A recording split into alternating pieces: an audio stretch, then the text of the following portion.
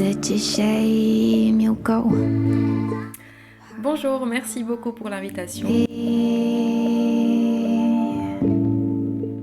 Alors, je dirais que ma passion pour le chant a commencé quand j'avais environ 15-16 ans.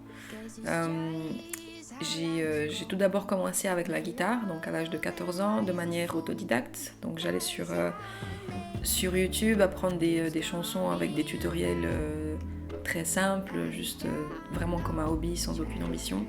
Et c'est que vers 15-16 ans justement que j'ai commencé à écrire des textes et à vouloir les chanter parce que justement j'avais ce besoin de m'exprimer et de communiquer ce que je ressentais à l'époque.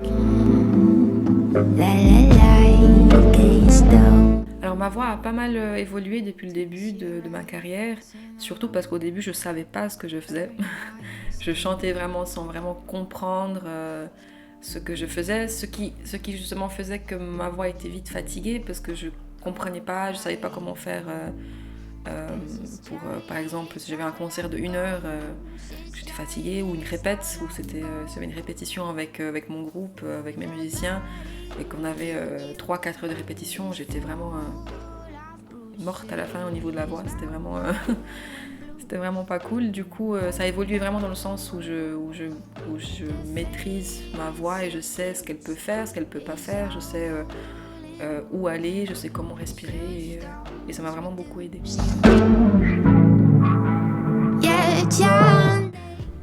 Alors par rapport à ma couleur vocale, je dirais vraiment que je ne l'ai pas développé exprès, donc j'ai vraiment eu ce timbre-là, j'ai vraiment, pas pris une voix pour chanter, donc c'est vraiment ma voix et c'est une voix honnête, disons. Et alors je l'ai pas développé exprès dans ce sens-là. Après c'est vrai que justement je m'inspire beaucoup de chanteuses qui ont un timbre qui ressemblent au mien. donc c'est vrai que peut-être ça m'a inspirée dans ce sens-là, de développer plutôt une voix comme ça. Donc quand j'étais plus jeune, et encore aujourd'hui, j'écoute beaucoup des artistes comme Erykah Badu, Amy Winehouse, Nina Simone ou encore Nneka. Donc c'est vrai qu'elles ont en commun ce fait d'avoir une voix plutôt nasale et assez douce mais puissante à la fois. Donc ça m'a vraiment inspirée aussi dans ce sens-là. Alors la préparation vocale est super importante pour moi parce que justement quand je faisais des répétitions ou des concerts, j'étais vraiment très vite fatiguée au niveau de la voix. Et maintenant, du coup, je sais comment respirer, je sais comment faire des exercices. Donc avant les concerts, je prends toujours le temps à la maison et dans les backstage de me coucher, de respirer, aussi de me calmer, parce qu'avant un concert, je suis toujours un peu stressée. Donc je prends le temps de me calmer, de faire des exercices de respiration, de faire des étirements, de faire des exercices d'articulation ou autre chose vraiment pour faire un échauffement du corps et de la voix avant d'aller sur scène.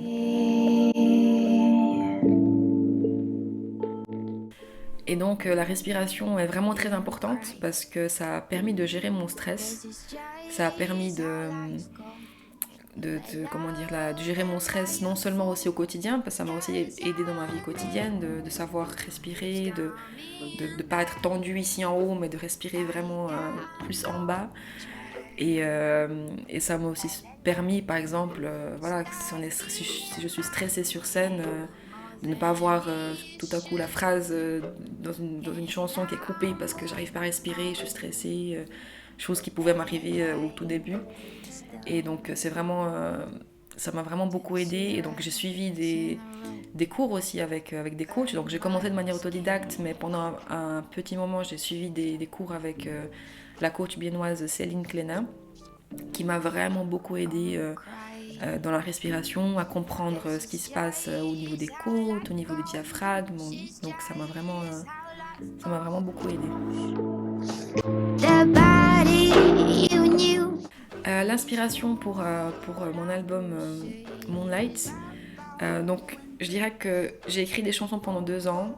J'avais pas dans l'idée de forcément faire un album, donc j'étais vraiment dans une phase de création.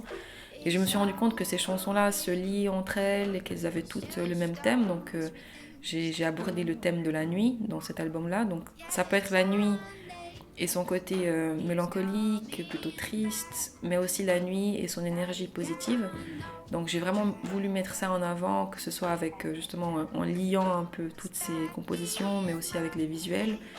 Et surtout j'ai voulu aller dans une production musicale plutôt électropop, plutôt électro-soul. Donc j'ai pu travailler avec des personnes qui ont pu m'aider dans ce sens-là aussi.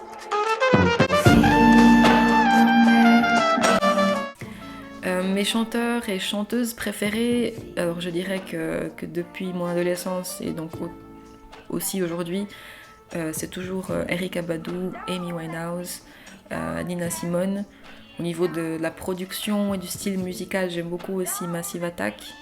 Et je dirais que c'est vraiment ces musiciens-là qui m'ont aidé à créer mon propre univers.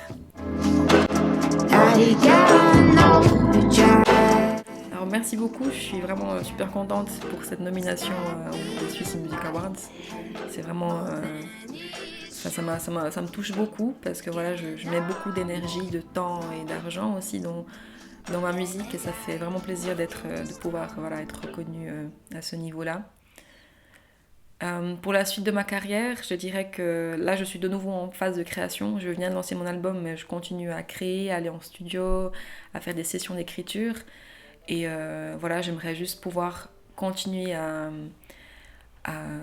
créer et toujours le faire de manière encore plus professionnelle, pouvoir m'entourer d'une équipe, pouvoir vraiment